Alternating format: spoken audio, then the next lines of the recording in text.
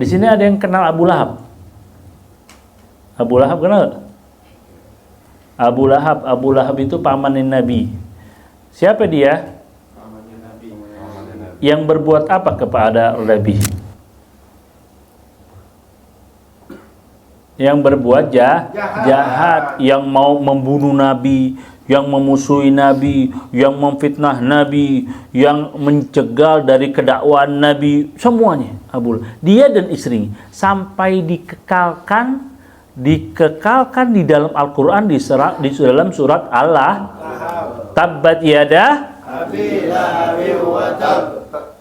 tuh dikekalkan, temu diadab oleh dia dan istrinya di dalam Al-Quran. Diriwayatkan di dalam Sahih Bukhari dan di Fathul Bari oleh Abdullah bin Abbas, Sayyidina Abbas yaitu sepupunya bermimpi ketika dia sudah meninggal.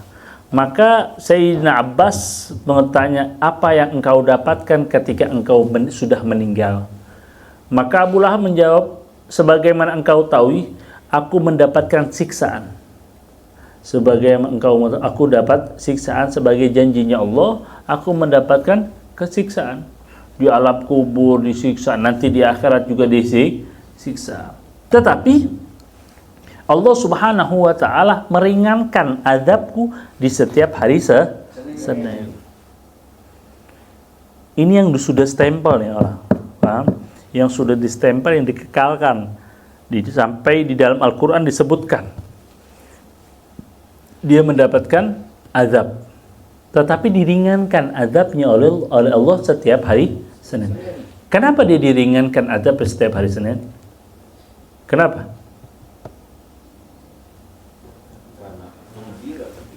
Karena bergembira ketika lahirnya siapa? Nabi Muhammad. Sampai-sampai dia membebaskan budaknya, yaitu Suhaibah, dibebaskan. Kenapa? Adatnya orang Arab, kalau ada seseorang memberi kabar gembira, maka yang memberi kabar gembira akan mendapatkan imbalan atau mendapatkan hadiah. Al-Mubashir, ya ini Rasul Al-Mubashir, atau orang yang memberi kabar gembira itu akan mendapatkan hadiah dari orang yang didapat kabar gembira. Maka Suhaibah itu dibebaskan oleh Abu Lahab. Sampai diriwayatkan yang lain, Abu Lahab sampai motong kambing dan motong onta karena bergembira atas kelahirannya. Sebetulnya bukan atas kelahiran Rasulullah, bukan atas kelahiran Nabi. Terus apa? Atas kelahiran dia mendapatkan keponakan laki-laki. Keponakan laki-laki, anak dari Sayyidina Abdullah, adik Abu Lahab. Dia bergembira. Bukan karena Nabi? Iya bukan. Nabi belum diutus. Nabi Muhammad belum jadi Nabi, belum jadi Rasul. Lah kalau dia tahu, dia akan menentang, nggak bakal bahagia. Orang dia yang udah besar diutus, dia menentang pertama kepada Rasulullah. Benar nggak? Orang dia yang tidak beriman kepada Rasulullah, bahkan di akhir hayatnya dia menjadi musuh. Katanya Abu Lahab itu, aku akan menjadi musuh di dunia dan di akhirat. Tuh. Fir'aunnya Nabi Musa, ya. Fir'aunnya Nabi Musa itu ketika di alam kematian, mau mendekat kematian, dihampit dengan air laut itu, dia apa? Amanu Rabbu Musa wa Harun. Aku beriman kepada Tuhannya Nabi Allah Musa dan Nabi Allah Harun.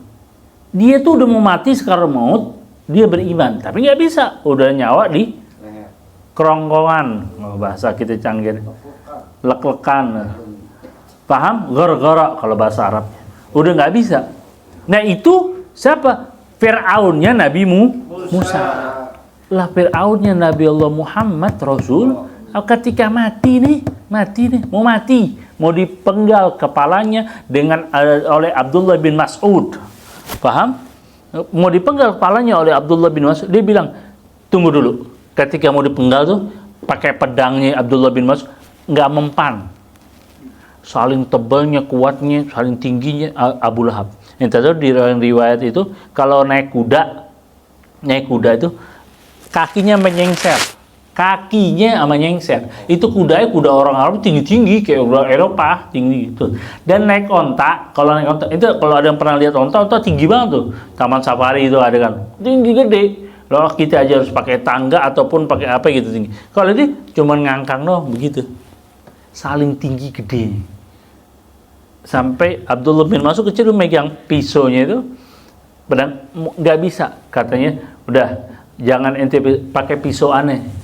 Pedangnya nih, lagi perang nih, udah di apa namanya, udah sakaratul maut nih, didudukin dadanya oleh Abdullah bin Mas'ud, sampai digorok nggak bisa. Sebelum akhirnya suruh pakai pedangnya Abu Lahab. Ente pakai pedangannya akan putus leherana. Tapi sebelum ente mutusnya, ente mau tanya, itu siapa orang-orang yang berpakai jubah putih dan semua serba putih? Oh, di dalam perang. Oh, itu malaikat-malaikat Allah. Oh, hebat saya memerangi malaikat Allah. Bangga masih sombong. Padahal udah mati nih, mau mati. Paham? Ditanya lagi. Ini udah mati, mau mati, udah sekarat nih. Akhirnya tuh beri kabar kepada Muhammad, maka aku akan memerangi di dunia dan aku akan memerangi di akhirat. Sampai kayak gitu. Ini udah sekarat. Akhirnya baru dipotong, dipenggal kepalanya oleh Abdullah bin Mas'ud. Tuh. Berarti Fir'aun yang Nabi Musa sama Fir'aun yang Nabi Muhammad lebih kejam Fir'aun yang Nabi Muhammad. Oh, lebih kejam, paham? Kalau dengar kisah-kisahnya Abu Lahab bagaimana sampai istrinya itu pepohonan yang duri ditaruhin tempat jalannya Rasulullah SAW menuju Ka'bah, taruhin untuk menjerumusin Rasulullah, untuk menyakiti Rasulullah SAW.